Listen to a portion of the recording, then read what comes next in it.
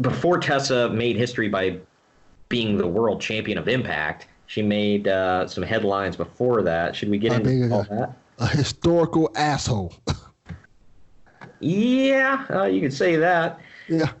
Somebody tweeted out, and I don't know if this is true. I haven't done the research, but it's been floating around. I'm just going to throw it out there and just say, look, none of these have been 100% proven, but I will say Tessa has not denied any of it, and actually she's kind of admitted to some of it. But I'll get to that in a minute. And a lot of it has corroborating stories, like not denying the events that happened. Correct. This one, somebody tweeted named Homelander X was the main one I saw that's been circulating around. He said, just remember, some dude paid Tessa Blanchard to record audio of herself taking a dump, and she sent him the audio file. The guy posted the audio on Vakaru, I don't know what that is, a while back on Notorious Wrestling Forum /ASP. She's not the smartest egg out there. Wow. I wish somebody would pay me to record myself taking a dump. That's so weird because, one, how do they know it's her? Is she talking during the video? I would assume so. Or the audio? Wow. I would assume so, like she's like saying something. She has to be, because yeah, like you said, how like, well, that's definitely Tessa Blanchard's poop. Like, okay. Such a weird story. Such a weird thing to do. Yeah, it really is. But this was the tweet from Tessa that started a firestorm. She said, hey, women, try supporting one another. Cool things happen. Oh, man. I don't know the order. I'm just throwing them out there as the... This is the perfect example of why sometimes you should just shut the f*** up. Yeah. Don't say nothing. Don't say that it's going to entice people to say stuff back to you. Sometimes it's okay to be quiet.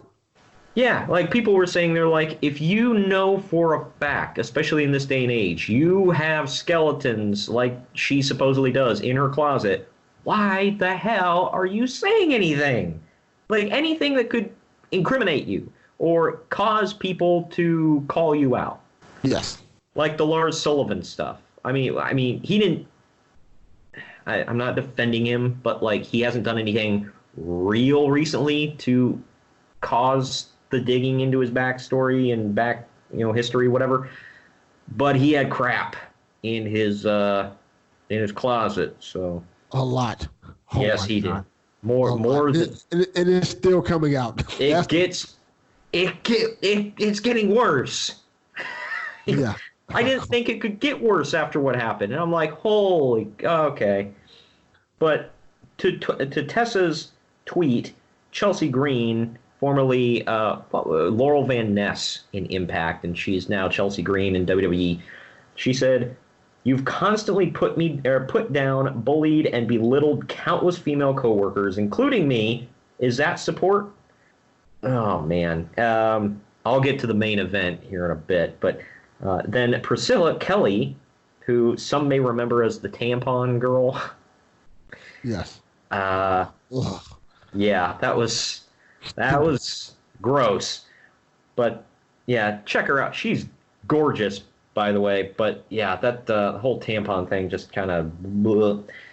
But she said, "Remember publicly putting me down on Twitter last year for something that didn't involve you whatsoever, then continuing to drag my name to other people for it? Pepperidge Farm remembers. You should probably delete this tweet." Oh, man.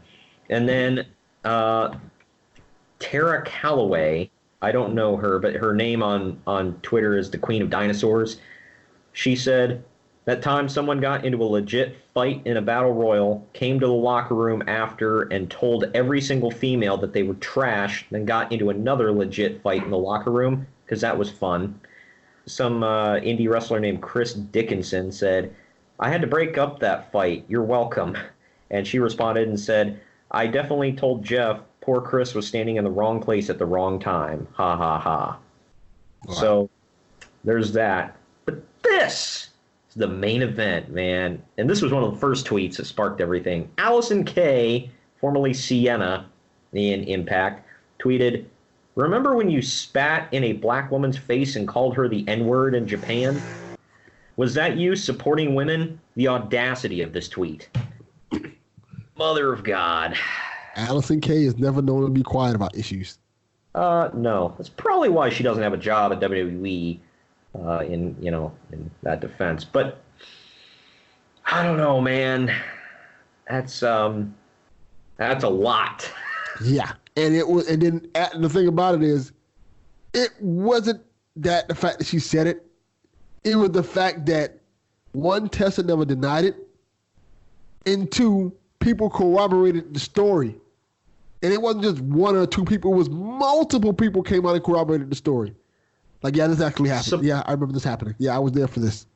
Yep. Rebel from Impact, formerly of Impact, she came out and was like, yeah, I was there. That happened. And then supposedly the woman who the story was about, and I forget her name, something Rosa.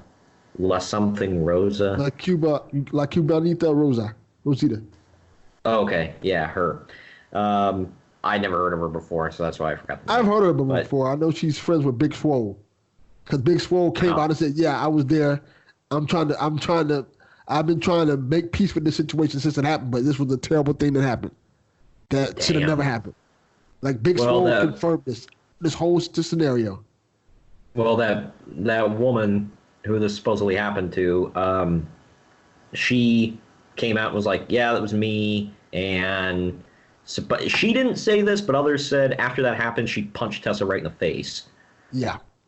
And supposedly this whole situation is why she's never worked in Stardom since this.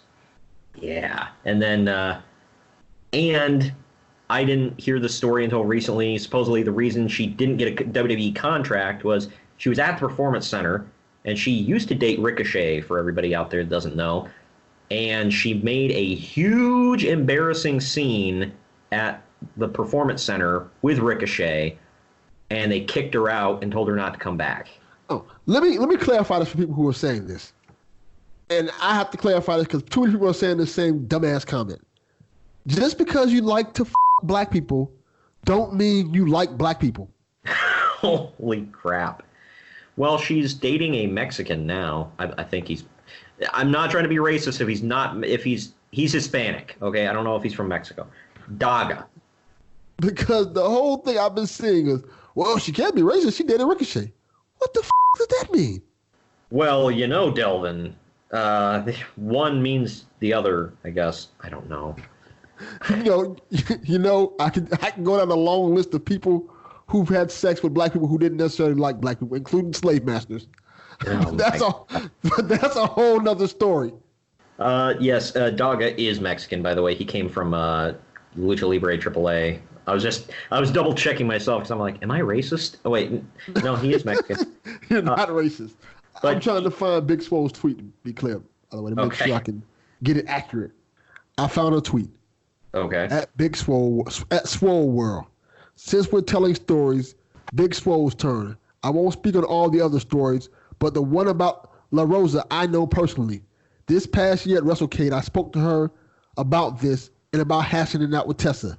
I've spoken to Tessa as well. After talking with La Rosa, I decided it needed to be dealt with.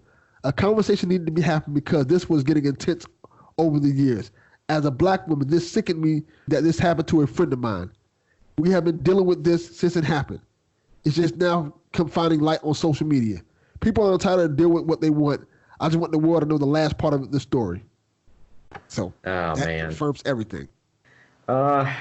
Yeah. And I'll be the first to say that she was one of my favorite female wrestlers. Like probably Becky Lynch and Tessa Blanchard are my favorites. But just because I like her as a wrestler doesn't mean that she's a good person. Yeah, right.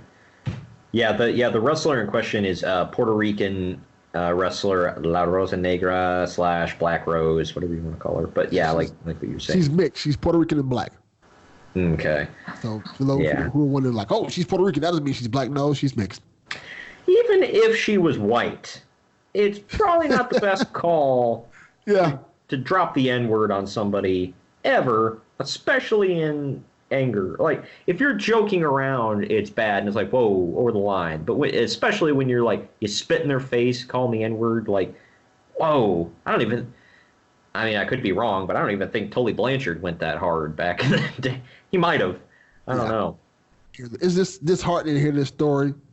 Yeah. Especially with somebody like her, in terms of like people had like expectations and potential for her. A funny thing about this story is, I don't know if you saw this, but while this was happening, IGN put out, IGN, the video game website, the big video game website that everybody knows about, they put out a tweet saying that Tessa Blanchard was just named Wrestler of the Year. Oh.